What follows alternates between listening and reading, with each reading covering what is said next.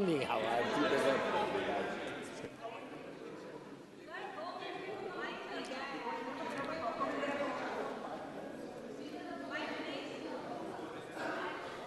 हो जाएगा, स्टार्ट करो। अध्यक्ष महोदय जी, मैं आपकी बहुत धन्यवादी हूं कि आपने मुझे चुनावी सुधारों पर बोलने का मौका दिया है, खासकर इसलिए क्योंकि मैं एक नई सांसद हूं, मुझे दूसरों का नहीं पता उनका कैसा अनुभव रहा, लेकिन पिछला ये एक साल मेरे लिए खासकर विपक्ष से रिलेटेड जो है बहुत ही ज़्यादा चिंताजनक रहा है। एक तरह से ट्रॉमेटिक मैं इसे कह सकती हूँ। हर दिन इन्होंने यहाँ पे तमाशा किया है, हमारा दिल दहल जाता था इनको देखकर। एसआईआर ये वेल में उतर जाते थे। यहाँ पर इन लोगों ने डराना, धमकाना, धक्का मुक्की, ऐसा कोई इन्होंने किसी तरह की कोई बदतमीजी नहीं है जो एक भी दिन इन्होंने संसद भवन चलने नहीं दिया। हम जनता के प्रतिनिधि हैं, हम यहाँ पर उनकी आवाज लेकर आते हैं, हम कुछ सीखने आते हैं, हम नए सांसद हैं।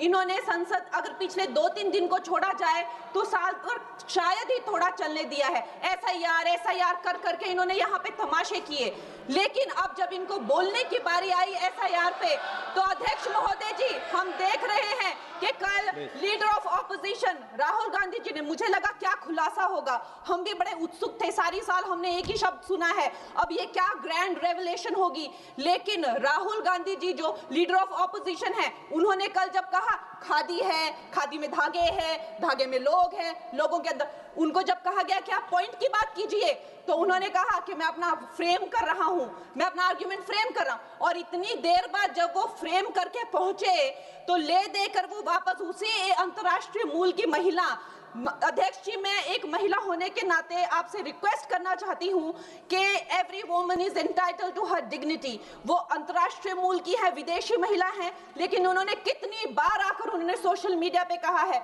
कि मैं कभी भारत नहीं गई हूं, मेरा हरियाणा चुनाव से कुछ लेना देना नहीं है। लेकिन फिर भी ये लोगों ने बिना किसी ठोस सबूत के उनका यहाँ पे फोटो बना के उन्होंने उनको उछाला, यहाँ पे उनकी तस्वीर उछाली यहाँ पर एवरी, और यहाँ पर ब्लैक कार्ड यूज करना भी अलाउ नहीं है। इन्होंने फिर भी नियमों का उल्लंघन किया। मैं चाहती हूँ सबसे पहले तो मैं इस सदन की तरफ से उन महिला से बहुत ही माफी मांगती हूँ कि इस सदन में बिना कि उनकी आजकल जो पर्सनैलिटी राइट्स का भी एक बहुत बड़ा क्राइम होता है, उसके उपरांत उनका फोटो यहाँ यूज किया गया, मुझे बहुत खेद है। भारतीय संसद की तरफ, संसद भवन की तरफ से हम उनसे माफी मांगते हैं।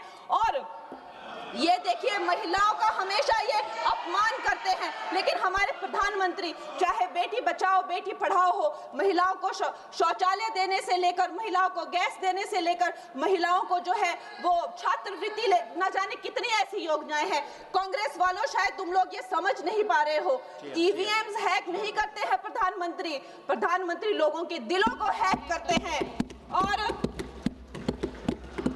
ये लोग दुहाई देते हैं कि वो जो पुराने जमाने के दकियानूसी, वो जो चिट कागज पे लिखकर जो मतदान होता था वो सबसे अच्छा था। ये लोग भूल गए वो दिन, आप लोग भूल गए वो दिन। इंदिरा गांधी वर्सेस राज नारायण का केस, उसको जो है इतिहास में The case that shook the nation के नाम से जाना जाता है, उस पर मैंने एक फिल्म भी बनाई हुई है।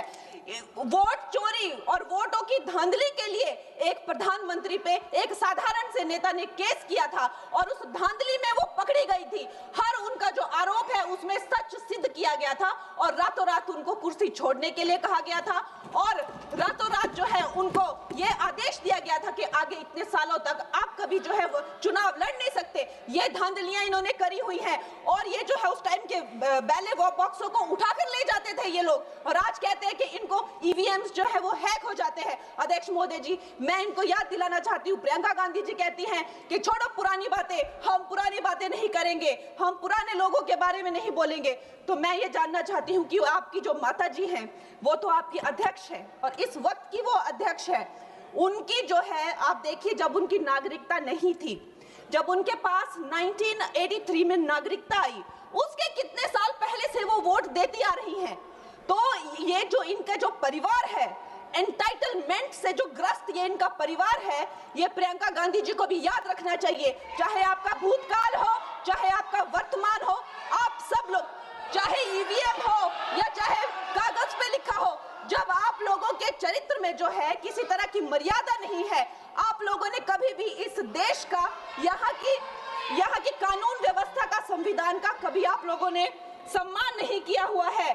और अध्यक्ष महोदय जी, बिहार में जैसे ही एसआईआर आया, एसआईआर लागू हुआ, हमारी सरकार ने जो है कम से कम 60 लाख से ज्यादा अवैध, अब ये जो सारे अमाननीय वोट कार्ड है, ये सिर्फ घुसपैठियों के नहीं है। कुछ ऐसे लोग हैं जो माइग्रेट हो गए हैं, कुछ ऐसे भी लोग हैं जो इस दुनिया में है ही नहीं। 60 लाख से ज्यादा। और अगर वो लोग जेन्युइन थे तो उन्होंने, किसी ने तो रिक्वेस्ट करनी चाहिए थी कि भाई मेरा वोटर आईडी कैंसिल हुआ है। उसके उपरांत जो है 21 नए वोटर आईडी जो है उन्होंने दिए हैं। और इस तरह का एक माहौल बना बिहार में कि आज तक की सबसे ज्यादा वोटिंग जो है 67% वोटिंग हुई। नागरिकों में ये उत्साह जगा कि जो है इस तरह की जो क्लेंजिंग प्रोसेस है वो होना चाहिए। मैं एक देशभक्त होने के नाते अध्यक्ष महोदय जी, मैं ये प्रपोज करना चाहती हूँ कि हमारे देश में जो है हमेशा महीने 2 महीने बाद हमारे जो शीर्ष नेतृत्व हो गए, सारे अधिकारी हो गए, हमारे जितने भी रिसोर्सेज हैं, हम लोग उनको हर महीने 2 महीने में इलेक्शंस में जो है पुश कर देते हैं। इससे हमारे देश का बहुत ही भारी नुकसान होता है।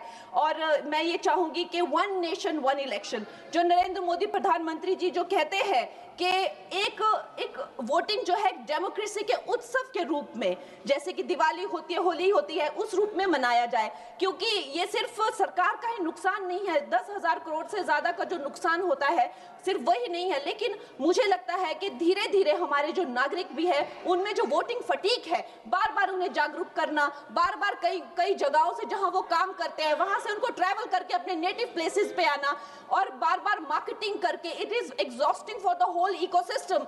तो मैं ये प्रपोज करना चाहती हूँ कि 1 नेशन 1 इलेक्शन को लाया जाए। और ये जो भी हमें जिस तरह की जो असुविधा होती है हर महीने 2 महीने में इलेक्शंस की, उससे जो है हम बच सकते हैं। जय हिंद। धन्यवाद जी। माननीय सदस्य मियां अल्ताफ अहमद जी।